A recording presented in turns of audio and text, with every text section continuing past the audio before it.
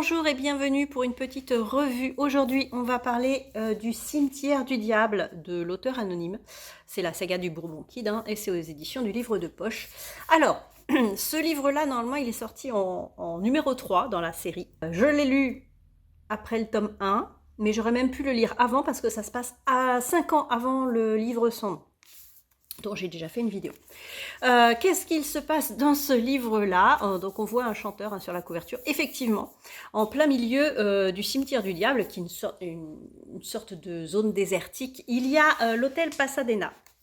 Et dans cet hôtel, voilà, il n'y a que ça dans le désert. Dans cet hôtel, tous les ans à Halloween, il y a un concours de chant de chanteurs morts, enfin d'imitation de chanteurs morts. Et donc,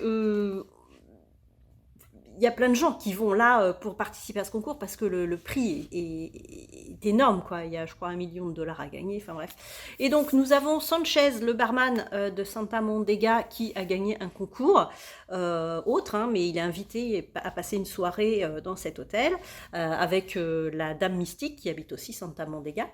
Nous avons aussi un jeune homme déguisé en Michael Jackson qui veut participer au concours et il veut que quelqu'un le prenne en stop et quelqu'un le prend en stop. Et qui est ce quelqu'un? C'est le Bourbon Kid.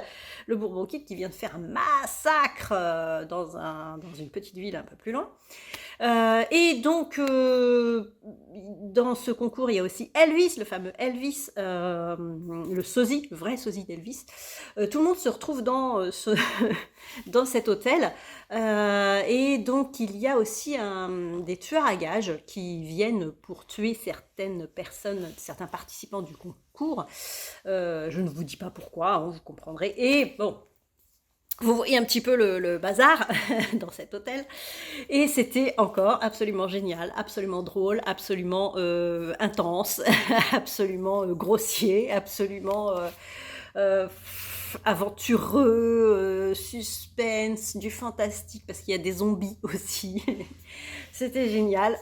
On ne s'ennuie pas une seconde. Il y a toujours un truc soit drôle, soit du sang, c'est tout le temps très bien. Et je l'ai dévoré. Il fait 500 pages, je l'ai absolument dévoré.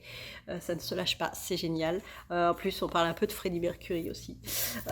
Donc, je vous conseille vraiment cette saga parce que voilà, c'est bien, c'est super, c'est inventif et ça change un peu. Oh oui, ça change.